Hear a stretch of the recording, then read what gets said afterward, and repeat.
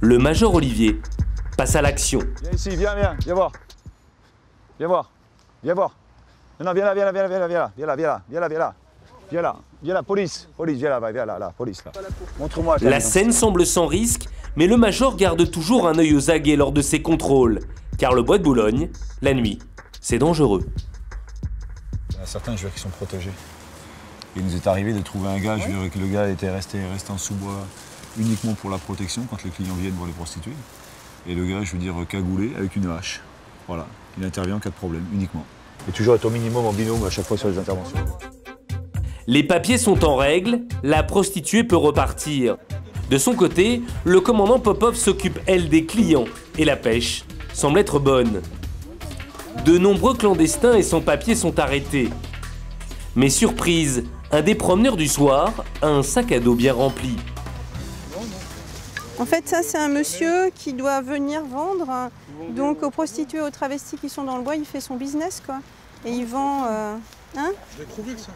Vous avez trouvé le sac avec l'alcool dedans? Mais bien sûr, monsieur. Bah oui, j'ai trouvé à côté d'un arbre. À côté d'un arbre. Ah bah oui. Revendeurs d'alcool, de drogue, de préservatifs, toute une industrie s'est mise en place autour des prostituées. Malgré les forts soupçons qui pèsent sur ce revendeur à la sauvette, le commandant manque de preuves pour pouvoir l'interpeller. Vendre de l'alcool, déjà, c'est interdit. En plus, comme ça, à la sauvette, c'est interdit. Mais c'est difficile de constituer l'infraction puisque nous, on n'a pas été témoins, en fait, de l'infraction. Elle décide alors de détruire la marchandise sur place. Pendant ce temps-là, le major Olivier, lui, s'est rapproché de la brigade équestre et les cavaliers enchaînent les prises. Viens voir. T'as des papiers sur toi là? T'as rien du tout sur toi? C'est quoi? Tu es français, t'es quoi? T'es brésilien? Et tu vas venir avec nous? On t'emmène en bas? On te mène en voiture et on t'en a descendu en bas? En bas, c'est là que se trouve le commissariat mobile, un véritable QG installé à l'entrée du bois.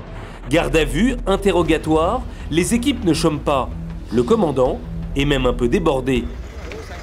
Vous l'installez sur le muret assis là-bas. Vous l'avez ramassé pour racolage. Non, là-bas derrière. Téléphone. Voilà. Allez, mettez-vous là. Vous pouvez vous mettre là-bas parce que c'est le bazar, il y en a partout. Au fur et à mesure que vous les avez présentés, vous les installez là. Elle est de quelle nationalité? Oui, il est Brésilienne. Brésilien ou brésilienne? Brésilien. Brésilien. Effectivement, le doute est permis. Pour pouvoir communiquer avec les travestis qui sont dans leur majorité étrangers, les policiers ont même prévu des traducteurs. ¿Hace cuánto tiempo que estás aquí? Ah non. En moins d'une heure, une quinzaine d'interpellations ont déjà été réalisées. Mais il n'y a pas que des travestis au bois de Boulogne. Ces deux jeunes filles sont roumaines et prostituées. Et ce qui inquiète le commandant, c'est leur âge.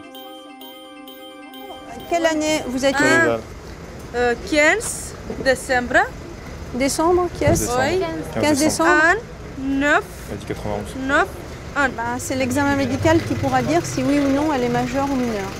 Le commandant ne croit pas à l'âge qu'elle donne, car elle sait que les réseaux mafieux n'hésitent pas à envoyer des mineurs se prostituer dans le bois de Boulogne. Avec le temps, elle a même appris à connaître leurs conditions de vie. Souvent, elles sont mamans. Souvent, quand on discute avec elles, en fait, on se rend compte qu'au pays, elles n'ont pas de petite amie ou elles n'ont pas été mariées. Et souvent, elles sont déjà mamans. Et c'est la grand-mère qui garde les enfants. Au bout des 3 heures, 21 personnes auront été interpellées, dont une pour port d'armes illégales. Le 16e est toujours un endroit dangereux.